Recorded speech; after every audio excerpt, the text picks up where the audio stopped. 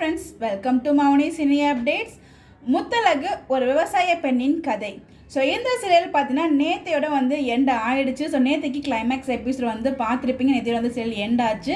டோட்டலாக 887 episode run பண்ணியிருக்காங்க.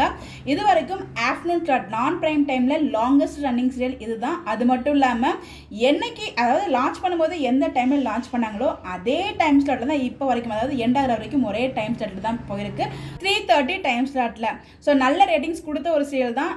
Afternoon சீரியலில் நம்பர் 1 சீரியலாகவும் இவங்க இருந்திருக்காங்க. ஸோ ஒரு காலத்தில் நல்லா போயிட்டு இருந்த ஒரு சீரியலில் நடுவில் கொஞ்சம் சொதப்பி கிதப்பி கடைசியில் எண்டு ஒரு பாசிட்டிவ் ஒரு ஹாப்பி எண்டு தான் முடிச்சிருக்காங்க. விஜய் டிவியை பொறுத்த வரைக்கும் முடிக்கும் போது தான் ஹீரோவையும் ஹீரோனையும் சேர்த்து வைப்பாங்க. அது எல்லா சீரியலுக்கும் அதான் நடக்குது. இதுக்கு முன்னாடி நான் விதிவிலக்கு நடக்க போது நிறைய டைம் நம்ம முத்தழகும் பூமியும் சேர்த்து நிறைய பாசிபிள் இருந்துச்சு. அந்த குழந்தையோட ஃபோட்டோவும் நம்ம முத்தழகோட, அதாவது சின்ன வயசு குழந்தை ஃபோட்டோவும் ஒரே மாதிரி இருக்கும்போது அப்போ கூட அவங்க நம்மள அது அஞ்சலி இவங்க குழந்தை அப்படின்னு சொல்லிட்டு, ஸோ அந்தளவுக்கு நம்மளும் இருந்திருக்கோம், அவங்களும் கொண்டு போயிருக்காங்க. பட் அந்த டைமில் ட்ரூத் ரிவீல் பண்ணி ஹீரோ ஹீரோயின் சேர்ந்து வர்ற மாதிரிலாம் காமிச்சிக்கலாம். பட் விஜய் டிவியை பொறுத்த வரைக்கும் அப்படி நடக்குமா? அது நடக்கவே நடக்காது.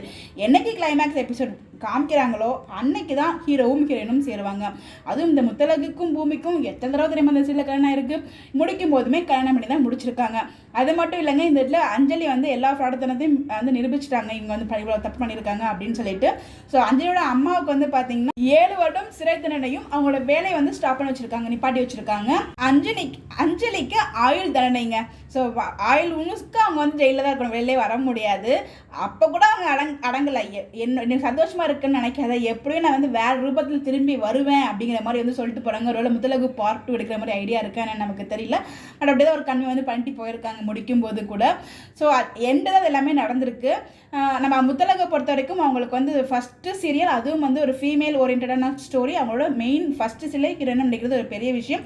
எப்பவும் சொல்கிற மாதிரி தான், ஆரம்பம் ஒன்று இருந்தால் கண்டிப்பாக முடிவுன்னு ஒன்று இருக்கும். அதே மாதிரி முத்தழகு சீரியலும் எண்டாச்சு. கண்டிப்பாக இவங்க எல்லாரும் வேற ஒரு சீரியலில் கம்பேக் கொடுப்பாங்க. இது வரைக்கும் ஒரு ஃபேமிலியாக இருந்திருக்காங்க. ஸோ அந்த இடத்துல திருப்பி வரமாட்டோம் நினைக்கும் போது கண்டிப்பாக ஒரு மிஸ்ஸிங் ஃபீலிங் இருக்கும். எல்லாருமே அவங்களோட ஃபீலிங்ஸ் வெளிப்படுத்தியிருந்தாங்க.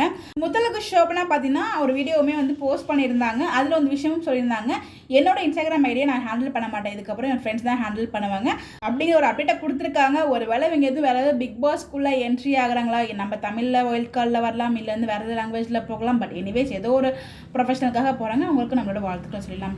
ஸோ எல்லாம் இந்த சில மிஸ் பண்ண போகிறீங்கன்னு சொல்லி கமெண்ட் பண்ணுங்கள். கண்டிப்பாக பூமி முத்தழகு ஃபேன்ஸ் இந்த சீரியல் ரொம்பவே மிஸ் பண்ணுவீங்க.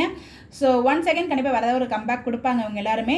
அதை பற்றி அப்டேட் கிடச்சா நான் ஷேர் பண்ணுறேன். இந்த மாதிரி அப்டேட் தெரிஞ்சுக்க நம்மளோட சேனலை ஃபாலோ பண்ணிக்கோங்க. Bye bye.